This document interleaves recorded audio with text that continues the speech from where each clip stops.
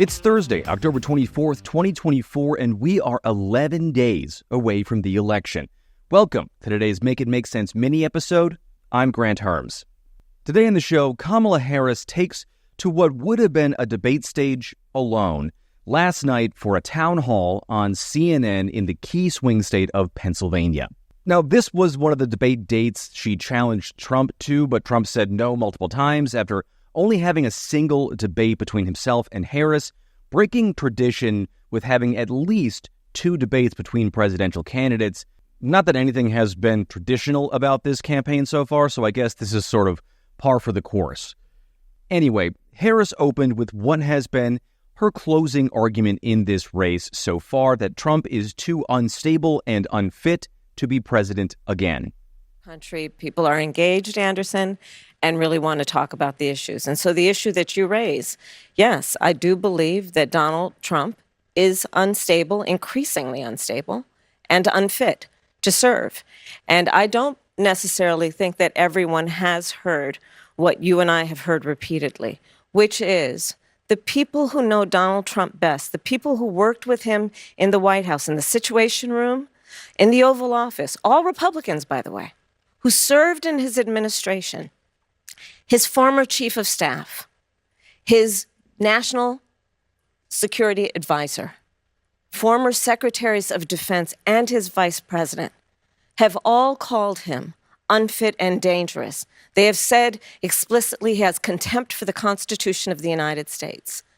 They have said he should never again serve as president of the United States. We know that is why Mike Pence is not running with him again, why the job was empty.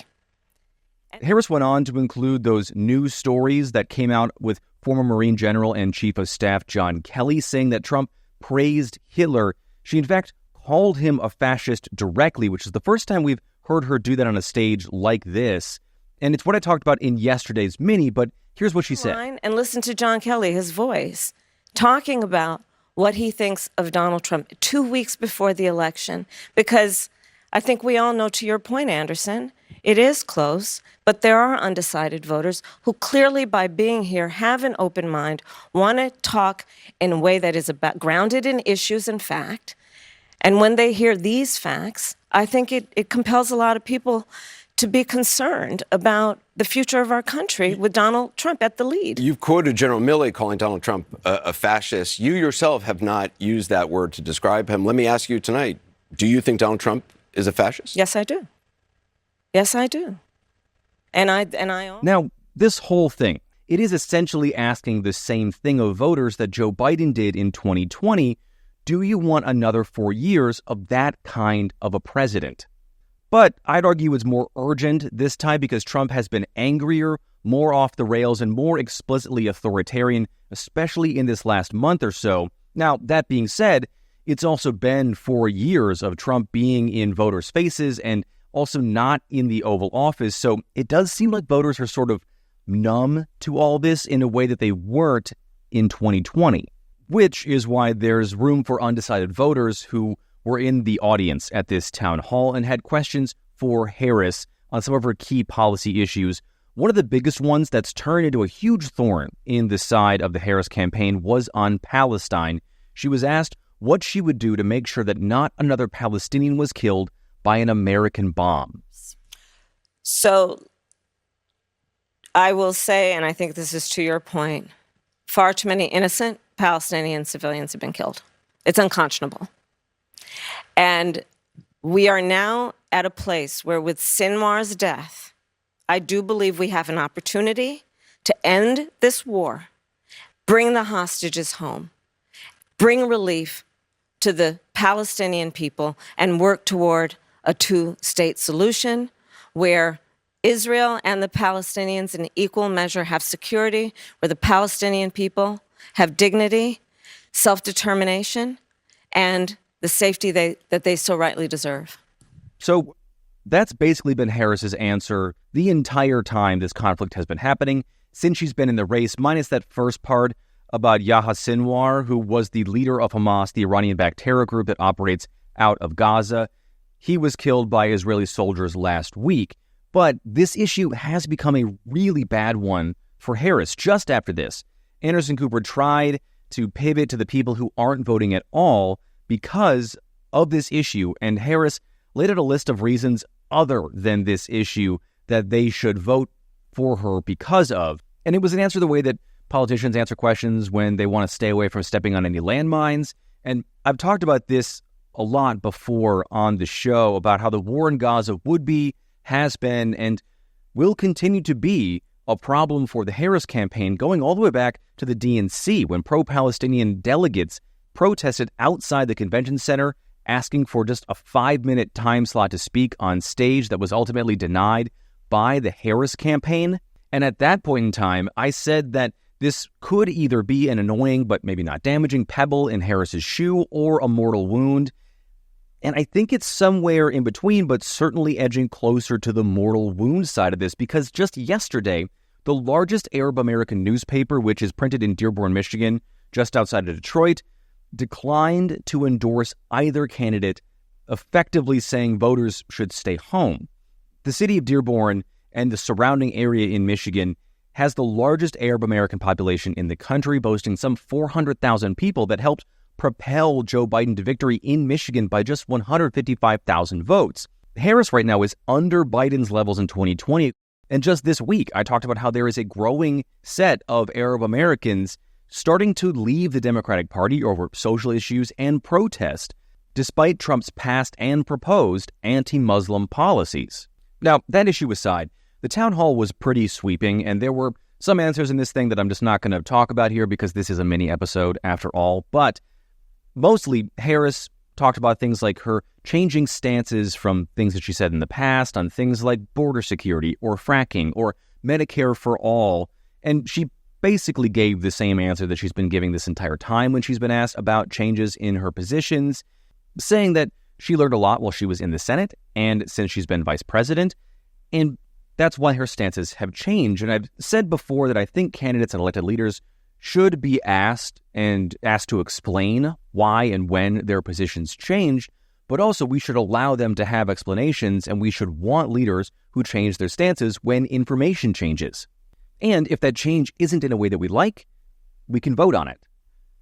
So she also talked about her plan to bring down the price of groceries by preventing price gouging by grocery stores, which we just found out this week, which gives her some backup here, that Target would be lowering the price of thousands of items just ahead of the holidays, including groceries, which tells us they've been artificially inflating those prices and we're beginning to lose customers, which, by the way, is why major retailers were losing money and customers over the past few years, not because of organized retail crime or an increase in shoplifting that forced them to put your deodorant behind a locked window. The Association of Retailers was caught last year admitting that they made up the problem of widespread organized retail theft. Despite videos that you have seen, despite the videos that I have seen, those things just aren't happening on a scale to make a difference. All right. Sorry, that's been one of these pet peeve stories for me over the past few years, especially when we've talked about the economy. But let's get back to Harris and this town hall. She was asked a really interesting question about whether she would expand the Supreme Court, and it's something that I'm not sure I've heard her say in this campaign yet, at least not in this way. Well, to your point, there is no question that the American people increasingly are losing confidence in the Supreme Court.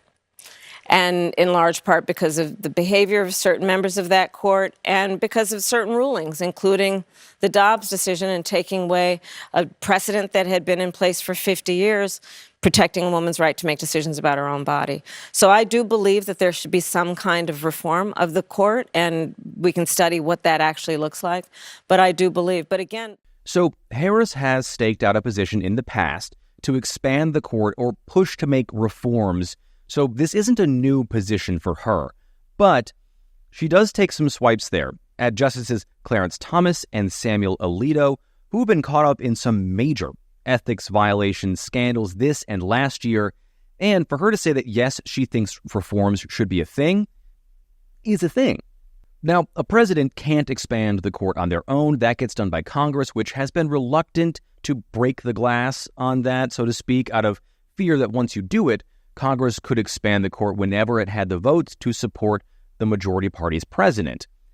It's not clear that this is a big issue for voters this time around, but in the wake of the end of Roe v. Wade in 2022, what the court does is on the minds of a lot of voters, and apparently those still making up their minds. Now, for all of it, the town hall was pretty low-key.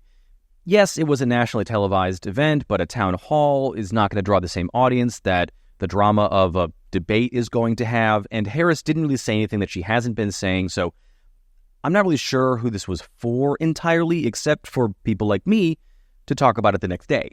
But there is one thing coming out of this town hall, outside of her answers, that I think is really fascinating.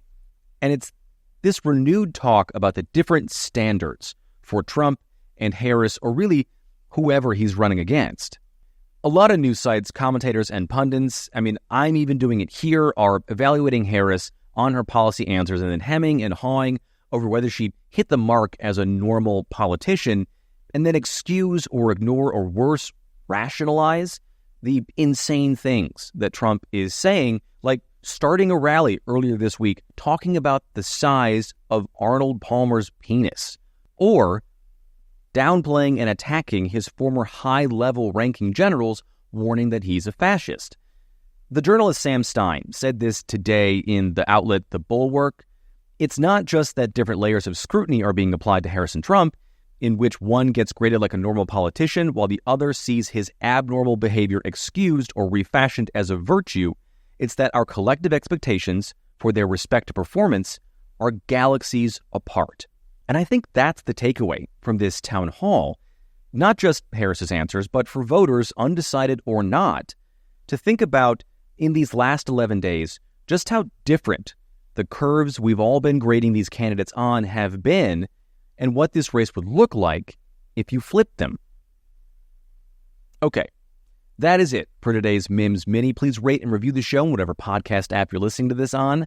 Like, subscribe, and hit that bell for notifications on YouTube so you don't miss out on any new videos. I've got a great full episode coming out tomorrow. You're not going to want to miss that. I've got a fantastic guest on this week. Speaking of guest, that extended interview will be up this Saturday on the Make It Make Sense Substack, so be sure to subscribe there. It's just $5 a month, and you'll get the full thing. And as always, share the show on social media. It's MIMS News Pod. That's MIMS News Pod, all one word on every platform. I am at Grant Herms on X and at Grant Herms TV on everything else. Thank you so much for listening today. I'm Grant Herms, and I'll talk to you tomorrow.